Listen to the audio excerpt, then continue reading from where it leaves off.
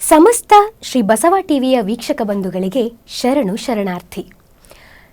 ರೈತ ಮಿತ್ರ ಎಂಬ ಈ ವಿಶೇಷ ಕಾರ್ಯಕ್ರಮಕ್ಕೆ ತಮ್ಮೆಲ್ಲರಿಗೂ ಸ್ವಾಗತ ಸುಸ್ವಾಗತ. ಇವತ್ತು ವಿಶೇಷವಾದ ರೈತ ಮಿತ್ರ ಕಾರ್ಯಕ್ರಮದಲ್ಲಿ ನಮ್ಮೊಂದಿಗಿದ್ದಾರೆ ಯುವ ಕೃಷಿಕರು ಹಾಗೂ ಗ್ರಾಮ ಪಂಚಾಯಿತಿಯ ಉಪಾಧ್ಯಕ್ಷರೂ ಆದ ಶ್ರೀಯುತ ಅರವಿಂದ್ ರೆಡ್ಡಿ ಅವರು. ಸರ್, ರೈತ ಮಿತ್ರ ವಿಶೇಷ ಕಾರ್ಯಕ್ರಮಕ್ಕೆ ತಮಗೆ ಸ್ವಾಗತ. ನಮಸ್ಕಾರ. ರೈತ ಮಿತ್ರ ಕಾರ್ಯಕ್ರಮಕ್ಕೆ ತಾವು ಆಗಮಿಸಿದ್ದು ನಿಜವಾಗ್ಲೂ ನಮಗೆ ಖುಷಿ ಆಯಿತು. ತಾವು ಗ್ರಾಮ ಪಂಚಾಯಿತಿಯ ಉಪಾಧ್ಯಕ್ಷರು ಅನ್ನೋಕ್ಕಿಂತ ಒಂದು ಕೆಲಸಕ್ಕೆ ಅಂತ ನೀವು ಹೊರಗಡೆ ಬಂದು ವಾಪಸ್ ನೀವು ಊರಿಗೆ ಮರಳಿ ಕೃಷಿಯಲ್ಲಿ ಅಥವಾ ಊರಿನ ಅಭಿವೃದ್ಧಿಯಲ್ಲಿ ನಿಮ್ಮನ್ನು ನೀವು ತೊಡಗಿಸ್ಕೊಂಡಿದ್ದನ್ನು ಕೇಳಿ ನಿಜವಾಗ್ಲೂ ಖುಷಿ ಆಯಿತು. ಅದಕ್ಕಿಂತ ಹೆಚ್ಚಾಗಿ ನೀವು ರೈತರ ಮಗ ಅನ್ನೋದು ನಮಗೆ ಅತ್ಯಂತ ಖುಷಿಯಾದ ವಿಚಾರ. ಈಗ ಗ್ರಾಮ ಪಂಚಾಯಿತಿ ಅಂತ ಬಂದಿದ್ದಕ್ಕಾಗಿ ನಾನು ಒಂದು ಪ್ರಶ್ನೆಯನ್ನು ಕೇಳ್ತೀನಿ. ಸಾಮಾನ್ಯವಾಗಿ ನೀವು ಉಪಾಧ್ಯಕ್ಷರು ಅಂದ ತಕ್ಷಣ ಎಲ್ಲವೂ ಅಂದರೆ ಕೆಲವೊಂದು ವಿಶೇಷ ಮಾಹಿತಿಗಳು ನಿಮಗೆ ಖಂಡಿತವಾಗ್ಲೂ ಗೊತ್ತಿರುತ್ತೆ. ಊರಿನಲ್ಲಿ ನಿಮ್ಮ ಗ್ರಾಮ ಪಂಚಾಯಿತಿಯಿಂದ ಜನರಿಗೆ ಏನು ಸೌಕರ್ಯಗಳು, ಅಥವಾ ಈಗ ರೈತರ ಮಗ ಆದ್ದರಿಂದ ವಿಶೇಷವಾದ ಪ್ರಶ್ನೆ ಇದು, ನಿಮ್ಮ ಕಡೆಯಿಂದ ಅಥವಾ ಗ್ರಾಮ ಪಂಚಾಯಿತಿ ಕಡೆಯಿಂದ ರೈತರಿಗೆ ಯಾವ ತರಹದ ಸೌಲಭ್ಯಗಳನ್ನು ನೀವು ಕೊಡ್ತಾ ಇದ್ದೀರಿ ಸರ್? ಖಂಡಿತ ಮೇಡಮ್. ಈ ನಮ್ಮ ಗ್ರಾಮ ಪಂಚಾಯತಿ ವತಿಯಿಂದ ಎಲ್ಲ ರೈತ ಬಾಂಧವರಿಗೆ ಒಳ್ಳೆಯ ಒಂದು ವಿಶೇಷವಾದ ಒಂದು ಯೋಜನೆ ಇದೆ. ಆ ಯೋಜನೆಯನ್ನು ಮಹಾತ್ಮ ಗಾಂಧಿ ನರೇಗಾ ಯೋಜನೆ ಅಂತ ನಾವು ಕರಿಬೋದು. ಸೊ ಆ ಯೋಜನೆಯಲ್ಲಿ ಹಲವಾರು ಸೌಲಭ್ಯಗಳು ರೈತರಿಗೆ ಒದಗಿ ಬರುತ್ತೆ ಮೇಡಮ್. ಸೊ ಮೊದಲನೇದಾಗಿ ಹೇಳ್ತಬೇಕಾದ್ರೆ ನಮ್ಮ ರೈತರು, ವಿಶೇಷವಾಗಿ ರೈತರಿಗೆ ಅಂದರೆ ಬದುಗಳ ನಿರ್ಮಾಣ ಅಂತೇಳಿ. ಬದುಗಳು ಯಾಕಂದರೆ ಈಗ ವ್ಯರ್ಥವಾಗಿ ಮಳೆ ಬಂದಾಗ ವ್ಯರ್ಥವಾಗಿ ನೀರು ಪೋಲಾಗಿ ಹರಿಯತಕ್ಕಂಥ ನೀರನ್ನು ಈ ಬದುಗಳ ನಿರ್ಮಾಣ ಮಾಡಿಕೊಂಡು ಬದುಗಳಲ್ಲಿ ನಾವು ನೀರನ್ನು ಇಂಗಿಸುವ ಮುಖಾಂತರ ಸೊ ಒಂದು ಭೂಮಿಗೆ ಒಂದು ಫಲವತ್ತಾದ ಮತ್ತು ನೀರಿನ ಪೋಷಕಾಂಶ ಜಾಸ್ತಿ ಬರೋ ಒಂದು ಕಾರ್ಯಕ್ರಮವಾಗಿರುತ್ತೆ.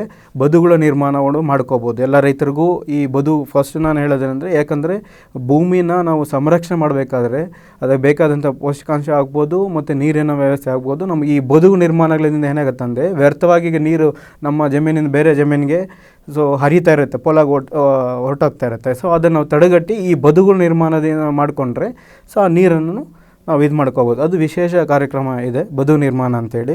ಅದು ಒಂದು ಎಕರೆಗೆ 14,000ದಿಂದ 18,000ವರೆಗೂ ಕೊಡ್ತಾರೆ. ಸೊ ಅದನ್ನು ಪ್ರಯೋಜನ ಪಡ್ಕೋಬೋದು. ಮತ್ತು ಎರಡನೇದಾಗಿ ಸೊ ವಿಶೇಷವಾಗಿ ಈಗ ನಮ್ಮ ಸರ್ಕಾರದಿಂದ ಏನು ಇದು ಮಾಡಿದ್ದಾರೆ, ಎರೆಹುಳ ಗೊಬ್ಬರ ತೊಟ್ಟಿ ಅಂತ ಬರುತ್ತೆ. ಸೊ ಎರೆಹುಳ ಗೊಬ್ಬರ ಸೊ ವಿಶೇಷವಾಗಿ ಏನಂದರೆ, ಈಗ ನಮ್ಮ ಹಳ್ಳಿ ಕಡೆಯಲ್ಲಿ ನಮ್ಮ ಗೊಬ್ಬರವನ್ನು ಶೇಖರಣೆ ಮಾಡೋಕ್ಕೆ ಹಳ್ಳಿಯಲ್ಲಿ ಏನು ಮಾಡಿರ್ತಾರೆ ಅಂದರೆ, ಒಂದು ಸ್ವಲ್ಪ ಗುಣಿ ಹೊಡೆದ್ಬಿಟ್ಟು ಅಲ್ಲಿ ಡಂಪ್ ಮಾಡ್ಕೊತಾ ಇರ್ತಾರೆ.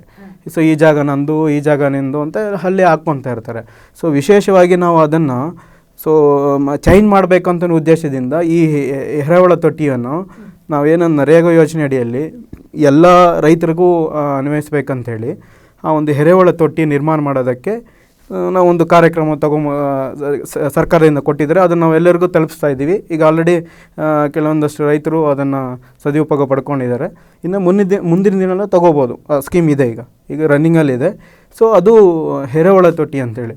ಸೊ ಆ ತೊಟ್ಟಿಯನ್ನು ನಾವು ನಿರ್ಮಾಣ ಮಾಡಿಕೊಂಡು ನಾವು ಶೇಖರಣೆ ಮಾಡಿರ್ತಕ್ಕಂಥ ಎಲ್ಲ ಗೊಬ್ಬರ, ಈ ಕಸ ಏನಿದೆಯೋ ಎಲ್ಲನೂ ಅದರಲ್ಲಿ ಹಾಕಿದ್ರೆ ಸೊ ಅಲ್ಲಿ ನಮಗೆ ಎರೆಹುಳ ಅಂತೇಳಿ ನಮಗೆ ಈಗ ಕೃಷಿ ವಿಜ್ಞಾನ ಕೇಂದ್ರ GKVK ಆಗ್ಬೋದು. ಇಲ್ಲಾಂದರೆ ಕೆಲವೊಂದಷ್ಟು ರೈತರು ಈಗ ಆಲ್ರೆಡಿ ನಮ್ಮ ಸ್ನೇಹಿತರಾದ ಪ್ರಶಾಂತ್ ಅವರೂ ನಮ್ಮ ವಿಲೇಜಲ್ಲಿ ಮಾಡಿದ್ದಾರೆ. ಸೊ ಅವ್ರ ಹತ್ರದಿಂದನೂ ನಾವು ಆ ಎರೆಹುಳಗಳನ್ನು ತೊಗೋಬೋದು. ರೈತ ಮಿತ್ರ ಅಂತಲೇ ಕರೀತಾರೆ. ಆ ಹುಳುಗಳನ್ನು ತೊಗೊಂಡು ನಾವು ಅದರಲ್ಲಿ ಬಿಟ್ಕೊಂಡ್ರೆ ಸೊ ಅದು ವರ್ಮಿ ಕಾಂಪೋಸ್ಟ್ ಆಗಿ ಕನ್ವರ್ಟ್ ಆಗುತ್ತೆ. ಒಳ್ಳೆಯ ಒಂದು ಪೋಷಕಾಂಶ ಸಿಗುತ್ತೆ ಬೆಳೆಗಳಿಗೂ. ಹೌದೌದು ಮೇಡಮ್. ಸೊ ಅದನ್ನು ಮಾಡ್ಬೋದು. ನಮ್ಮ ಈ ಒಂದು ನರೇಗಾ ಯೋಜನೆ ಅಡಿಯಲ್ಲಿ ಈ ಎರೆಹುಳ ತೊಟ್ಟಿ ಅಂತೇನೋ ಅದನ್ನು ಮಾಡ್ಬೋದು. ಸೊ ಅದಕ್ಕೂ ಸ್ಕೀಮ್ ಇದೆ, ಈಗ ರನ್ನಿಂಗಲ್ಲಿದೆ.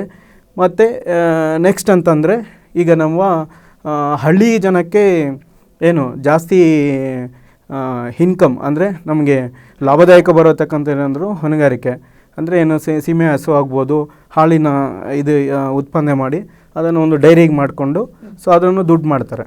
ಸೊ ಅಂಥ ಒಂದು ರೈತರಿಗೆ ನಮ್ಮ ಕಡೆಯಿಂದ ಸೊ ಆ ಒಂದು ವಿಶೇಷವಾದ ರೈತರಿಗೆ ದನದ ಕೊಠಡಿ ನಿರ್ಮಾಣ, ಸೊ ಅದಕ್ಕೂ ನಮ್ಮ ಪಂಚಾಯತಿ ಕಡೆಯಿಂದ ಆಗ್ಬೋದು, ಸರ್ಕಾರದ ಕಡೆಯಿಂದ ದನದ ಕೊಟ್ಟಿ ನಿರ್ಮಾಣಕ್ಕೆ ಅನುದಾನನೂ ಕೊಡ್ತೀವಿ ನಾವು, ಅದು ನರೇಗಾ ಯೋಜನೆ ಅಡಿಯಲ್ಲಿ.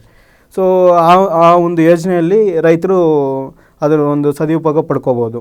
ಈಗ ದನದ ಕೊಟ್ಟಿ ನಿರ್ಮಾಣ ಮಾಡಿಕೊಂಡು ಅಲ್ಲೇ ಒಂದು 2-3 ಹಸುವನ್ನು ನಾವು ಕಟ್ಟಾಕೊಂಡು, ಸೊ ಅದಕ್ಕೆ ಬೇಕಾದಂಥ ಪೌಷ್ಟಿಕಾಂಶ ಕೊಟ್ಟು ನೆರಳಿರುತ್ತೆ. ಸೊ ಇದು ಮಾಡಿಕೊಂಡು ಅದೇ ಪಕ್ಕದಲ್ಲಿ ಏನೊಂದು ನಾವು ಹೇಳ್ದಂಗೆ ಈಗ ಎರೆಹುಳ ತೊಟ್ಟಿ ಅಂತೇಳಿ ಅದು ಮಾಡಿಕೊಂಡು, ಸೊ ಈ ಎರಡಿಗೂ ರಿಲೇಟೆಡ್ ಆಗಿರುತ್ತೆ. ಇಲ್ಲೇ ಬರತಕ್ಕಂಥ ಏನು ಸಗಣಿ ಕಸ ಏನಿರುತ್ತೋ ಅದನ್ನು ನಾವು ಅದರಲ್ಲಿ ಡಂಪ್ ಮಾಡಿಕೊಂಡ್ರೆ ಸೊ ಒಳ್ಳೆ ಒಂದು ಇದು ಸಿಗುತ್ತೆ. ಯಾಕಂದರೆ ಈಗ ನಾವು ಹೇಳ್ದಂಗೆ ಎರೆಹುಳ ತೊಟ್ಟಿಗೆ ಯಾಕಂದರೆ ಬೇರೆ ಕಡೆ ಹಾಕಿದ್ರೆ ಸೊ ಆ ಗುಣಿಯಲ್ಲಿ ಹಾಕಿದಾಗ ಏನಾಗುತ್ತಂದರೆ ಅದರಲ್ಲಿರ್ತಕ್ಕಂಥ ಪೌಷ್ಟಿಕಾಂಶ ಎಲ್ಲ ವೇಸ್ಟ್ ಆಗಿ ಭೂಮಿ ಒಳಗಡೆ ಸೇರ್ಕೊಂಡ್ಬಿಡುತ್ತೆ. ಸೊ ನಾವು ತೊಟ್ಟಿ ನಿರ್ಮಾಣ ಮಾಡಿಕೊಂಡು ಸೊ ಅದರಲ್ಲಿ ನಾವು ಹಾಕ್ಕೊಂಡು ಸೊ ಅದನ್ನು ತೊಗೊಂಡೋಗಿ ನಾವು ಬೆಳೆಗಳು ಕೊಟ್ಟರೆ ಒಳ್ಳೆಯ ಒಂದು ಪೌಷ್ಟಿಕಾಂಶನೂ ಸಿಗುತ್ತೆ. ಸೊ ಎರಡೂ ಅನುಕೂಲ ಆಯಿತು ಇಲ್ಲಿ ರೈತರಿಗೆ. ಸೊ ಅದೇ ಥರನೇ ಮೂರನೇದೇನೆಂದರೆ ಕೃಷಿ ಹೊಂಡಗಳ ನಿರ್ಮಾಣ. ಕೃಷಿ ಹೊಂಡ ಅದೂ ನಮ್ಮ ಒಂದು ನರೇಗಾ ಯೋಜನೆ ಅಡಿಯಲ್ಲಿ ರೈತರಿಗೆ ನಾವು ವಿಶೇಷವಾಗಿ ಕೊಡ್ತೀವಿ. ಕೃಷಿ ಹೊಂಡ ನಿರ್ಮಾಣ ಅದರಲ್ಲೂ ಕಲ್ಯಾಣಿ ಕೃಷಿ ಹೊಂಡ ಥರ ಇದು ಮಾಡ್ತೀವಿ. ಸೊ ಅದರಿಂದ ಏನಂದರೆ ಸೊ ನೀರು ಭಾಗದಿಂದ ಹರಿತಾ ಬಂದಾಗ ಅದರಲ್ಲಿರ್ತಕ್ಕಂಥ ಮಿನರಲ್ಸು ಮತ್ತು ಒಳ್ಳೆ ಏನೇನಿರುತ್ತೆ ಸೊ ಅದೆಲ್ಲನೂ ಒಂದು ಏನು ಕೃಷಿ ಹೊಂಡಕ್ಕೆ ಬರುತ್ತೆ. ಸೊ ಅದರಲ್ಲಿ ಸೊ ನಾವು ನೀರನ್ನು ಶೇಖರಣೆ ಮಾಡ್ಬೋದು. ಎರಡನೇ ವಿಷಯ ಏನಂದರೆ ಈಗ ಮೀನುಗಾರಿಕೆ. ಸೊ ವಿಶೇಷವಾಗಿ ಈಗ ಮೀನುಗಾರಿಕೆ ಇರುತ್ತೆ. ಈಗ ಏನಂದರೆ ನಮ್ಮ ಮೀನುಗಾರಿಕೆ ಇಲಾಖೆ ಅವ್ರ ಕಡೆಯಿಂದ ಸೊ ಆ ಮೀನನ್ನು ಪರ್ಚೇಸ್ ಅಂದರೆ ಅವ್ರು ಕೊಡ್ತಾರೆ ನಮಗೆ. ಸೊ ಅಲ್ಲೋಗಿ ನಾವು ಅರ್ಜಿ ಕೊಟ್ಟರೆ ಸೊ ಅವರು ನಮಗೆ 1000, 2000, 3000 ಮರಿಗಳಂತ ಕೊಡ್ತಾರೆ. ಇಷ್ಟೊಂದು ಸ್ಕ್ವೇರ್ ಮೀಟರ್ಗೆ ಇಷ್ಟೊಂದು ಮರಿಗಳು ನಾವು ಸಾಕ್ಬೋದು ಅದಕ್ಕೆ ಅಂತೇಳಿ ಅಧಿಕಾರಿಗೆ ನಾವು ಕೇಳಿದಾಗ ಅವ್ರು ಕೊಡ್ತಾರೆ. ಸೊ ಅದನ್ನು ಮೀನಿನ ಕೃಷಿನೂ ಮಾಡ್ಬೋದು ಅದೇ ಇದರಲ್ಲಿ. ಆ ಮೀನು ಕೃಷಿ ಮಾಡಿದಾಗ ಯಾಕಂದರೆ ಈಗ 2 ವಿಧ ಇದೆ ಕೃಷಿ ಹೊಂಡಗಳಲ್ಲಿ. ನಾವೇನಂದರೆ ಈಗ ಟಾರ್ಪಲ್ ಥರ ನಮ್ಮ ಇದೇನು ಬರುತ್ತೆ ಸೊ ಅದನ್ನು ಹಾಕಿ ನೀರನ್ನು ಹಾರ್ವೆಸ್ಟ್ ಆಗದಿರಾ ಎವಾಪ್ರೇಟ್ ಆಗದಿರಾ ಇದು ಮಾಡೋದಕ್ಕೆ ಅದೊಂದು ಇದೆ. ಸೊ ಇದು ಈ ಒಂದು ಕೃಷಿ ಹೊಂಡದಲ್ಲಿ ನಾವು ಏನು ಮಾಡ್ಬೋದು ಅಂದರೆ ಮೀನನ್ನು ಸಾಕಾಣಿಕೆ ಮಾಡ್ಬೋದು. 2 ಲಾಭದಾಯಕ. ನೀರನ್ನು ನಾವು ಯೂಸ್ ಮಾಡ್ಕೋಬೋದು. ಆ ನೀರಲ್ಲೂ ಒಳ್ಳೆಯ ಒಂದು ಪೌಷ್ಟಿಕಾಂಶ ಈ ಮೀನಿನ ಇದೆಲ್ಲ ಇರುತ್ತೆ. ಸೊ ಅದನ್ನು ಬೆಳೆಗಳಿಗೆ ಕೊಟ್ಟರೆ ಗೊಬ್ಬರ ಮಾಡ್ಬೋದು. ಅದು ಒಂದು ಅನುಕೂಲ ಇರುತ್ತೆ. ಸೊ ಮೀನುಗಾರಿಕೆನೇ ಮಾಡ್ಕೋಬೋದು. ಇದೂ ನಮ್ಮ ನರೇಗಾ ಯೋಜನೆ ಅಡಿಯಲ್ಲಿ ಉಪಯೋಗಿಸ್ಕೋಬೋದು. ಈಗ ಎರೆಹುಳ ಆಗಿರಬಹುದು ಅಥವಾ ಕೃಷಿ ಹೊಂಡ ಮತ್ತು ಹೀಗೆ ದನದ ಕೊಠಡಿ ಆಗಿರಬಹುದು, ಅದರ ಗೊಬ್ಬರವನ್ನಾಗಿರಬಹುದು, ಈ ರೀತಿಯ ಯೋಜನೆಗಳನ್ನು ಬಿಟ್ಟು ಈಗ ನೀವು ಗ್ರಾಮದ ಅಭಿವೃದ್ಧಿಗಾಗಿ ಏನನ್ನ ಸಹಕಾರ ಮಾಡ್ತೀರಾ ಅಥವಾ ರೈತರಿಗೆ ಯಾವ ರೀತಿಯಾಗಿ ಗ್ರಾಮದ ಅಭಿವೃದ್ಧಿಯಲ್ಲಿ ನೀವು ಸಹಾಯ ಮಾಡ್ತಿದ್ದೀರಾ ಸರ್? ಖಂಡಿತ ಮೇಡಮ್. ಈಗ ರೈತರಂದ ತಕ್ಷಣವೇ ಹಳ್ಳಿ ಜನರಿಗೆ ಬೇಕಾಗಿರೋದು ಮಾರ್ಕೆಟಿನ ಸುವ್ಯವಸ್ಥೆ. ಮಾರ್ಕೆಟಿಂಗ್ ಬೇಕಾಗುತ್ತೆ. ನಾವು ಬೆಳೆದಕ್ಕಂಥ ಬೆಳೆಗಳನ್ನು ಸೊ ನಾವು ಮಾರ್ಕೆಟಿಂಗ್ ಸೇಲ್ ಮಾಡಬೇಕಂದ್ರೆ ಅದಕ್ಕೆ ಬೇಕಾಗಿರೋದು ಮಾರ್ಕೆಟ್ ವ್ಯವಸ್ಥೆ ಅದು ಬೇಕು. ಮತ್ತು ಟ್ರಾನ್ಸ್ಪೋರ್ಟೇಷನ್ನು.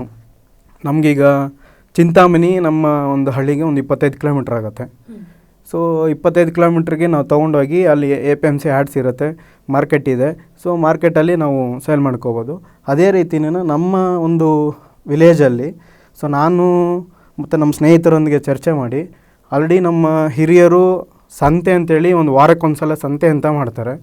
ಸೊ ಆ ಸಂತೆ ಅಭಿವೃದ್ಧಿಗೂ ನಮ್ಮ ಸರ್ಕಾರದಿಂದ ಹಾಗೂ ಗ್ರಾಮ ಪಂಚಾಯತಿಗಿನಿಂದ ಮಿನಿ ಸಂತೆ ಅಂತೇಳಿ ಸೊ ಅದನ್ನು ನಾವು ಕಾರ್ಯಕ್ರಮ ತೊಗೊಂಬಂದಿದ್ದೀವಿ.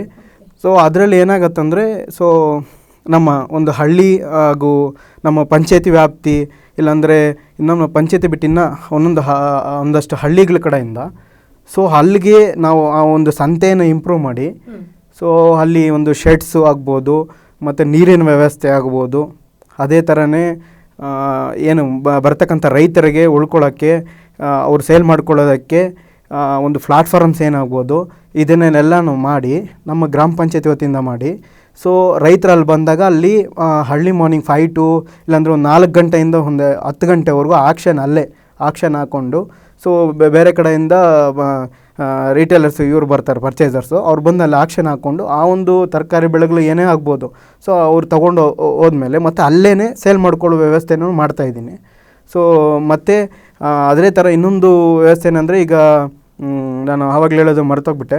ಸೊ ನಿಮಗೆ ಈಗ ಕುರಿ ಸಾಕಾಣಿಕೆ, ಕೋಳಿ ಸಾಕಾಣಿಕೆ, ಇದು ಒಂದು ಹಳ್ಳಿ ಜನರಿಗೆ ರೆವಿನ್ಯೂ ಜನ್ರೇಟ್ ಆಗೋದು, ದುಡ್ಡು ಸಂಪಾದನೆ ಮಾಡತಕ್ಕಂಥ ಒಂದು ವಿಶೇಷವಾದ ಒಂದು 3 ಏನಂತೀವಿ ನಾವು ಸೌಲಭ್ಯಗಳು ಮತ್ತು ಸಂಪನ್ಮೂಲಗಳು ಅಂದರೆ ರೈತರಿಗೆ ಈ 3 ಯಾವುದಂದರೆ ಒಂದು ಹೊಣೆಗಾರಿಕೆ. ಈಗ ನಾವು ಹಾಳು ಸೇಲ್ ಮಾಡೋ ಇದರಿಂದ, ಮತ್ತು ಕೋಳಿ ಚಿಕ್ಕ ಈಗ ಎಲ್ಲ ಮನೇಲಿ ನಮ್ಮಲ್ಲೇನೂ ಇದೆ, ಎಲ್ಲ ಕಡೆನೂ ನೋಡಿದ್ದೀನಿ ಮೇಡಮ್, ಕೋಳಿ, ನಾಟಿ ಕೋಳಿ ಅದು ತುಂಬ ಬೇಡಿಕೆ ಇದೆ.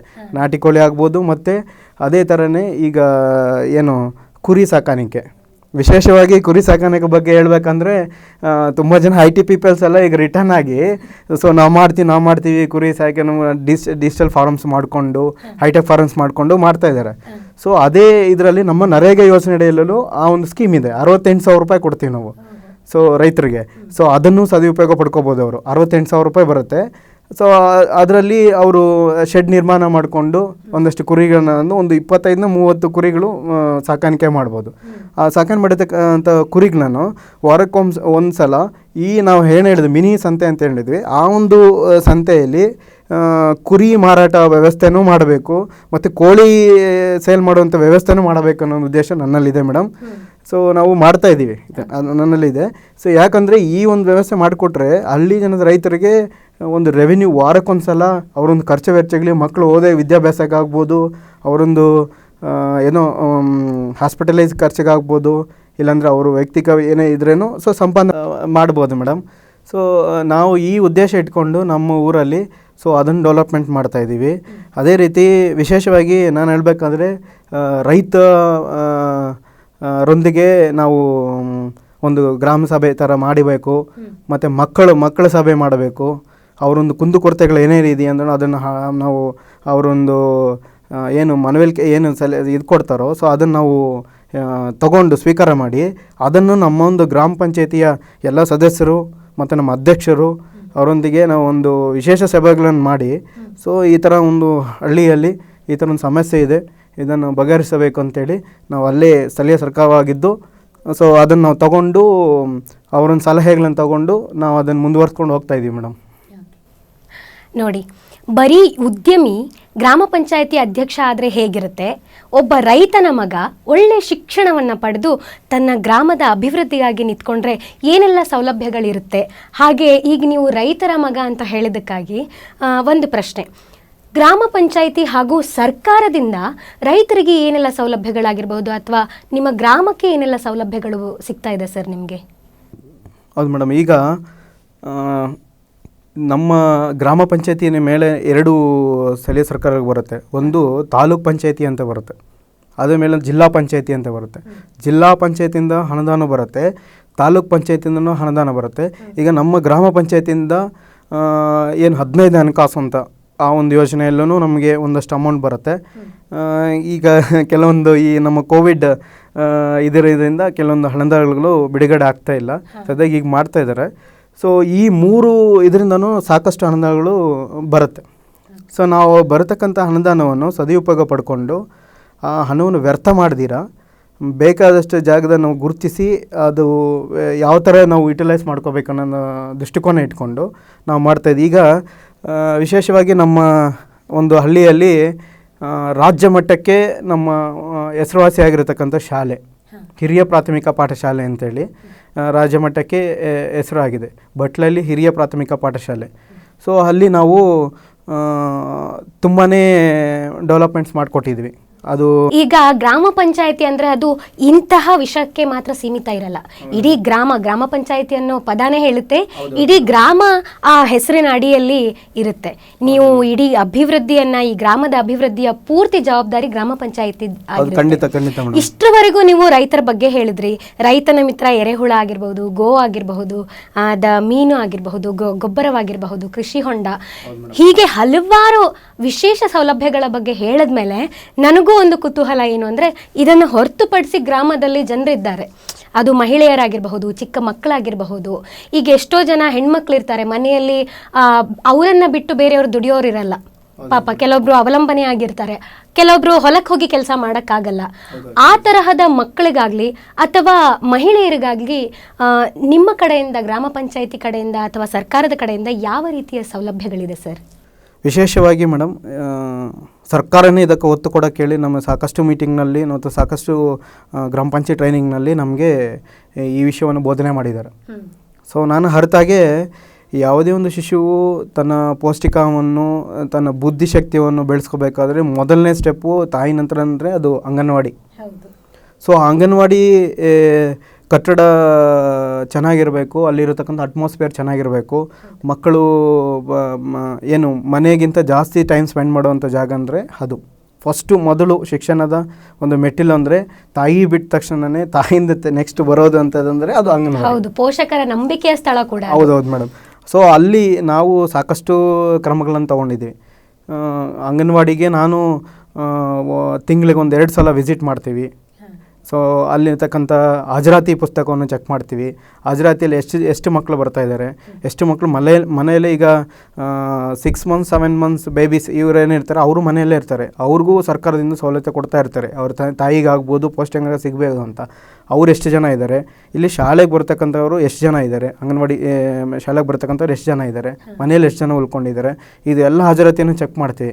ಅದೇ ರೀತಿ ಇದರಲ್ಲಿ ಫಿಸಿಕಲಿ ಡಿಸೇಬಲ್ಸ್ ಎಷ್ಟು ಜನ ಇದ್ದಾರೆ, ಆ ಮಕ್ಳಿಗೆ ಯಾಕೆ ಈ ಥರ ಆಯಿತು, ಅವ್ರಿಗೇನು ತೊಂದರೆ ಇದೆ, ಅದ್ರ ಬಗ್ಗೆನೂ ನಾವು ಗಮನ ಹರಿಸಿ ಸಾಕಷ್ಟು ಈಗ ಪೋಲಿಯೋ ಇಂಜೆಕ್ಷನ್ಸ್ ಹಾಕ್ತಾರೆ. ಯಾಕಂದರೆ ಸೊ ಅವರು ನೆಕ್ಸ್ಟ್ ಸ್ಟೇಜ್ ಬರೋತಕ್ಕಂಥ ಮಕ್ಕಳಿಗೆ ಆ ಪೋಲಿಯೋ ಅಟ್ಯಾಕ್ ಆಗಬಾರ್ದು, ಅವರು ಆರೋಗ್ಯ ಚೆನ್ನಾಗಿರಬೇಕು, ವಿಕಲಚೇತನರ ಆಗಬಾರ್ದು ಅಂತೇಳಿ ಉದ್ದೇಶದಿಂದ ಇದೆಲ್ಲ ಕೊಡ್ತಾರೆ. ಇದನ್ನೆಲ್ಲ ನಾವು ಜನರ ಮುಂದೆ ತೊಗೊಂಡು ಹೋಗಬೇಕು. ಆ ಒಂದು ಪೋಷಕರು ಆಗ್ಬೋದು ಮತ್ತು ಊರಿನ ಜನರಿಗಾಗ್ಬೋದು, ಜನರ ಮುಂದೆ ನಾವು ತಗೊಂಡು ಹೋಗಬೇಕು. ಸೊ ಆ ನಿಟ್ಟಿನಲ್ಲಿ ನಾವು ಇದ್ರ ಬಗ್ಗೆ ಒಳ್ಳೆಯ ಒಂದು ಕಾರ್ಯಕ್ರಮ ಮಾಡಿದ್ದೀವಿ. ನಮ್ಮ ಒಂದು ಗ್ರಾಮ ಪಂಚಾಯತಿಯಲ್ಲಿರ್ತಕ್ಕಂಥ ಎಲ್ಲ ಅಂಗನವಾಡಿ ಶಾಲೆಗಳಿಗೆ ನಾವು ವಿಸಿಟ್ ಮಾಡಿ ನಮ್ಮ ಅಧ್ಯಕ್ಷರಿಂದ ಮತ್ತು ಆ ಒಂದು ಗ್ರಾಮ ಪಂಚಾಯತಿ ಸದಸ್ಯರ ಜೊತೆಗೂಡಿ, ಒಂದಷ್ಟು ಹಿರಿಯರ ಜೊತೆಗೂಡಿ ನಾವು ಹೋಗಿ ಅಲ್ಲಿ ಇರತಕ್ಕಂಥ ಕುಂದುಕೊರತೆಗಳು, ಅದಕ್ಕೂ ವಿಶೇಷವಾಗಿ ಮಕ್ಕಳಿಗೆ ಒಳ್ಳೆಯ ಪೋಷಕಾಂಶ ಬರ್ತಾ ಇದೆಯಲ್ಲ, ಈಗ ಮೊಟ್ಟೆ ವಿತರಣೆ ಆಗ್ತಾ ಇದೆಯಲ್ವಾ, ಇದೆಲ್ಲನೂ ಚೆಕ್ ಮಾಡ್ತಾ ಇದ್ದೀವಿ. ಅದರಲ್ಲೂ ಮತ್ತು ನಮ್ಮೊಂದು ಏನಂದರೆ ಒಂದು ಸ್ಥಾಯಿ ಸಮಿತಿಯನ್ನು ರಚನೆ ಮಾಡಿದ್ವಿ. ಅದೇನೆಂದರೆ ವಿಶೇಷವಾಗಿ ಈಗ ನಿಮಗೆಲ್ಲ ಗೊತ್ತಿರತಕ್ಕಂಥದ್ದು ಬಾಲ್ಯ ವಿವಾಹವನ್ನು ತಡೆಗಟ್ಟುವ ಒಂದು ನಿಟ್ಟಿನಲ್ಲಿ ಈ ಮಕ್ಕಳು ಮತ್ತು ಏನು ಈ ಹೆಣ್ಣು ಮಕ್ಕಳು ಮತ್ತು ಈ ಬಾಲ್ಯ ವಿವಾಹವನ್ನು ತಡೆಗಟ್ಟುವ ಸಲುವಾಗಿ ಅವ್ರಿಗೆ ರಕ್ಷಣೆ ಕೊಡುವುದಾಗಿ ನಾವೊಂದು ಸ್ಥಾಯಿ ಸಮಿತಿಯನ್ನು ಒಂದು ರಚನೆ ಮಾಡಿದ್ದೀವಿ. ಆ ಒಂದು ಸಮಿತಿಯಲ್ಲಿ ಎಲ್ಲರನ್ನೂ ಹೊರಗೊಂಡಿರ್ತೀವಿ. ಸೊ ಆ ಒಂದು ಸಮಿತಿ ರಚನೆಗೆ ಬಾಲ್ಯ ವಿವಾಹವನ್ನು ತಡೆಗಟ್ತಾ ಇದ್ದೀವಿ. ಸೊ ವಿಶೇಷ ಪಾತ್ರ ಇದ್ರೆ ಅಂಗನವಾಡಿ ಇವರು ಕಾರ್ಯಕರ್ತರಾಗ್ಬೋದು. ಇವ್ರಿಗೆ ನಾನು ಧನ್ಯವಾದ ಹೇಳೋಕ್ಕೆ ಇಷ್ಟಪಡ್ತೀನಿ. ಯಾಕಂದರೆ ಈ ಒಂದು ಸಂವಿಧಾನ ಕಾನೂನಿಲ್ಲ ಅಂದರೆ ಬಾಲ್ಯ ವಿವಾಹಗಳು ತುಂಬಾ ಆಗ್ತಾಯಿತ್ತು. ಯಾಕಂದರೆ ಸೊ ಅವ್ರಿಗೆ ಪೋಷಣೆ ಮಾಡುವ ಉದ್ದೇಶ ಇರಲ್ಲ, ತಂದೆ ತಾಯಿಗಳಿಗೆ ಕಷ್ಟ ಇರುತ್ತೆ. ಸೊ ಆ ಒಂದು ನಿಟ್ಟಿನಲ್ಲಿ ಬಾಲ್ಯ ವಿವಾಹವನ್ನು ಪ್ರೋತ್ಸಾಹ ಮಾಡ್ತಾಯಿದ್ರು. ಈಗ ಅದನ್ನೆಲ್ಲ ನಾವು ತಡೆಗಟ್ಕೊಂಡು ಬರ್ತಾಯಿದ್ವಿ ಈ ಒಂದು ಸ್ಥಾಯಿ ಸಮಿತಿ ರಚನೆಯಿಂದ. ಮತ್ತು ಮುಂದಿನ ದಿನಗಳಲ್ಲಿ ಇನ್ನು ಒಳ್ಳೆಯ ಒಂದು ಕಾರ್ಯಕ್ರಮಗಳು ಅಂಗನವಾಡಿಗೆ ರಾಜ್ಯ ಸರ್ಕಾರ ಆಗ್ಬೋದು, ಕೇಂದ್ರ ಸರ್ಕಾರ ಆಗ್ಬೋದು ಕೊಡುತ್ತೆ ಅಂತ ನಿರೀಕ್ಷೆಯಲ್ಲಿ ಇದ್ದೀವಿ. ಈಗ ಮಾಡ್ತಿರೋದಕ್ಕಂತ ನಮಗೆ ತೃಪ್ತಿ ತಂದಿದೆ ಮೇಡಮ್. ಒಳ್ಳೆಯ ಒಂದು ಇದು ಕೊಡ್ತಾ ಇದ್ದೀವಿ. ನಮ್ಮ ಒಂದು ಗ್ರಾಮ ಪಂಚಾಯತ್ ಆಗ್ಬೋದು, ನಮ್ಮ ವಿಲೇಜಲ್ಲಿ ಆಗ್ಬೋದು, ಅಂಗನವಾಡಿಯಿಂದ ಒಳ್ಳೆಯ ಒಂದು ವಿಶೇಷ ಅನುದಾನ ಕೊಡಿಸಿ ನಾವು ಮುಂದುವರಿಸ್ತಾ ಇದ್ದೀವಿ ಮೇಡಮ್. ಇಡೀ ದೇಶ ಅಂತ ತಗೊಂಡಾಗ ಗ್ರಾಮ ಪಂಚಾಯಿತಿ ಅನ್ನೋದು ನಮ್ಮ ಗ್ರಾಮದ ಅಥವಾ ದೇಶದ ಮೂಲ ಅಥವಾ ಮುಖ್ಯ ಪಾತ್ರ ಅಂತ ಹೇಳ್ಬೋದು ಸರ್. ಅಂತಹ ಒಂದು ಒಳ್ಳೆಯ ಜವಾಬ್ದಾರಿ ನಿಮಗೆ ಸಿಕ್ಕಿದೆ. ಅದು ಅಲ್ಲದೆ ನೀವು ಶಿಕ್ಷಣವನ್ನು ಪಡೆದು ಈ ಕೆಲಸಕ್ಕೆ ನಿಂತ್ಕೊಂಡಿದ್ದೀರಾ. ಮತ್ತು ಮತ್ತೊಂದು ಖುಷಿ ವಿಚಾರ, ನಾನು ಮೊದಲಿಗೆ ಹೇಳಿದ ಹಾಗೆ ನೀವು ರೈತರ ಮಗ ಆದ್ದರಿಂದ ನನಗೆ ನಿಜವಾಗ್ಲೂ ಖುಷಿ ಅನ್ನಿಸ್ತು. ಇಷ್ಟು ಈ ಸೌಲಭ್ಯಗಳನ್ನು ಬಿಟ್ಟು ನಿಮ್ಮ ಗ್ರಾಮಕ್ಕಾಗಿ ಇನ್ನೂ ಅನೇಕ, ನಂಗೆ ಅನಿಸುತ್ತೆ ನಿಮ್ಮನ್ನು ನೋಡಿದಾಗ, ನಿಮ್ಮ ಮಾತನ್ನು ಕೇಳಿದಾಗ ಖಂಡಿತವಾಗ್ಲೂ ಇನ್ನೂ ಹಲವಾರು ಯೋಜನೆಗಳನ್ನು ನೀವು ಹೊತ್ತು ತಂದಿದ್ದೀರಾ ಅಂತ ನನ್ನ ಒಂದು ಭಾವನೆ. ಹೀಗೆ ಯೋಜನೆಗಳು ಅಂತ ಬಂದಾಗ ಇನ್ನೂ ಏನೇನು ಸರ್, ಅಂದರೆ ನಿಮ್ಮ ಅಭಿಪ್ರಾಯ ಅಥವಾ ಇನ್ನೂ ಏನೇನು ನಿಮ್ಮ ತಲೆಯಲ್ಲಿದೆ ಸೌಲಭ್ಯಗಳ ಬಗ್ಗೆ ಒಂದಿಷ್ಟು ನೀವು ಹಂಚ್ಕೋಬೇಕು ಅಂತ ಕೇಳ್ತೀನಿ. ಖಂಡಿತ ಮೇಡಮ್. ಸೊ ನಮ್ಮ ಒಂದು ಗ್ರಾಮದಲ್ಲಿ ಮುಖ್ಯವಾಗಿ ಒಂದಷ್ಟು ಪಾಯಿಂಟ್ಸನ್ನು ಫೈಂಡ್ ಔಟ್ ಮಾಡಿಕೊಂಡು ಅದನ್ನು ಸರಿಪಡಿಸ್ಕೊಂಡು ಗ್ರಾಮ ಅಭಿವೃದ್ಧಿ ನಮ್ಮ ತಾಲೂಕಲ್ಲಿ ಮಟ್ಟದಲ್ಲಾಗ್ಬೋದು, ಜಿಲ್ಲಾ ಮಟ್ಟದಲ್ಲಾಗೋದು ಮತ್ತು ರಾಜ್ಯ ಮಟ್ಟದಲ್ಲಿ ಏನು ನಮ್ಮ ವಿಶೇಷವಾಗಿ ಬಟ್ಲಳ್ಳಿ ಗ್ರಾಮ ಅಂದ ತಕ್ಷಣವೇ ಒಳ್ಳೆಯ ಒಂದು ಗ್ರಾಮಪ್ಪ ಅಂತಲೂ ಒಂದು ಬೇರೆಯವ್ರಿಗೆ ಎಕ್ಸಾಂಪಲ್ ಆಗೋ ಥರ ಮಾಡಬೇಕು ಅನ್ನೋ ಉದ್ದೇಶ ನನ್ನಲ್ಲಿದೆ ಮೇಡಮ್.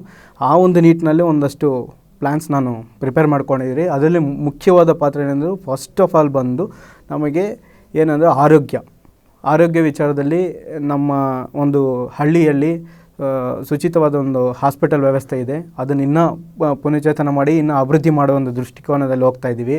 ಅದೇ ರೀತಿ ಶಿಕ್ಷಣ, ನಾವು ಗಡಿ ಭಾಗದ ಪ್ರದೇಶದ ಪಂಚಾಯತ್ ಆಗಿರೋದ್ರಿಂದ ಆಂಧ್ರ ಪ್ರದೇಶ್ ಮತ್ತು ಆಂಧ್ರದಿಂದ ಹಲವಾರು ವಿದ್ಯಾರ್ಥಿಗಳು ಬಂದು ನಮ್ಮ ಕರ್ನಾಟಕದಲ್ಲಿ ಶಿಕ್ಷಣ ಪಡೀತಾ ಇದ್ದಾರೆ.